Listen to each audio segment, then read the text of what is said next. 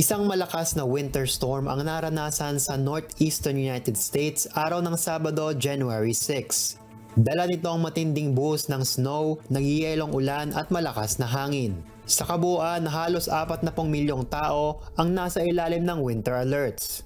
Sa New Jersey, inabisuhan ng mga opisyal ang mga residente na mag-ingat sa madulas na kalsada kaalinsabay na rin ng banta ng pagbaha.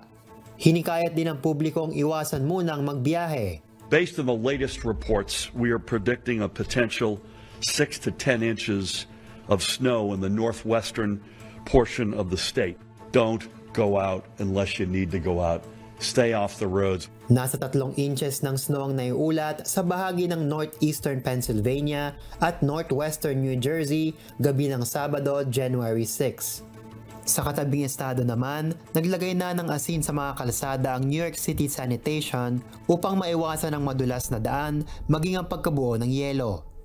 Samantala, nahaharap din sa winter storm warnings ang ibang bahagi ng Estados Unidos tulad na lamang ng New Mexico, Washington at Oregon.